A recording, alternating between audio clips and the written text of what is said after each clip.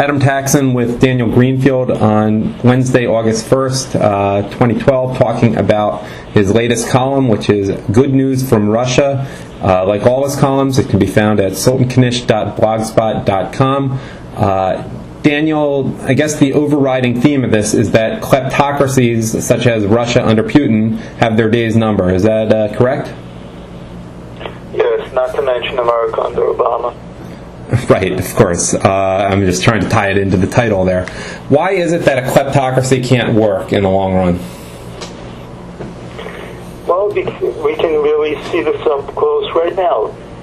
The more money is available out there, the more the infrastructure of the whole corrupt system builds up. The people at the top, the people in the middle, the people even at the bottom who are collecting the smallest bribes.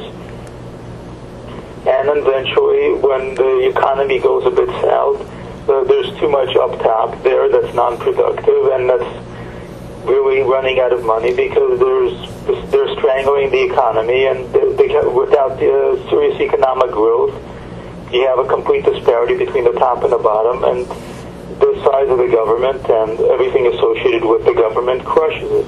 Explain the difference between the American system and the Russian system, and the Chinese system for that matter.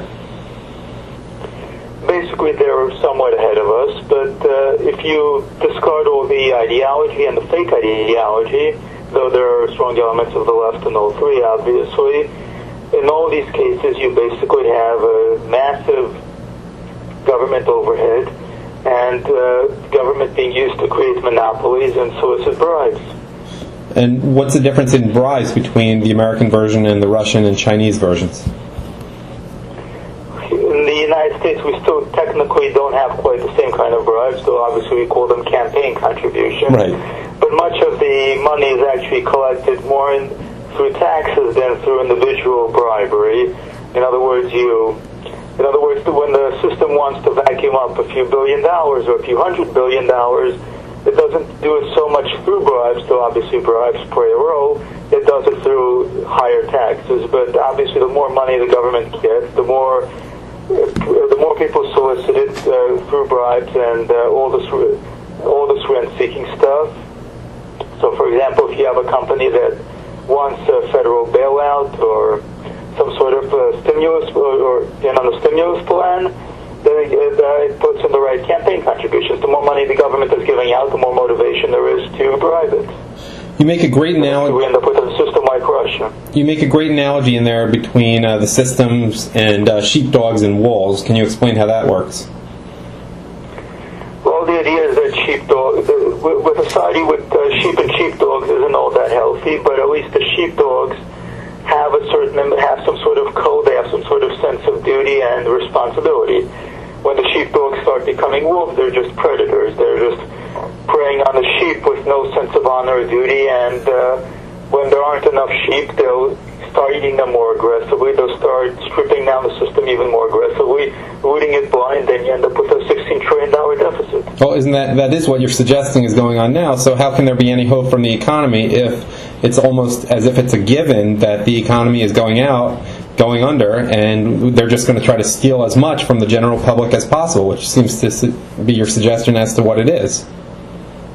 That's what's happening, yes, but at some point the whole system implodes, and at that point there's a serious revision of the entire government. So the debts just don't get paid and it's started from scratch. Isn't Iceland sort of in a situation like that? Yes, and so is California. I mean, we're really headed deeper and deeper into that territory because at some point all these dirty deals that got made under the table, there's no money to fund for them. You can move the debt upward. In Europe, they moved it upward. In the United States, you can move the debt up from the states to the federal government, but the federal government still needs to get the money somewhere.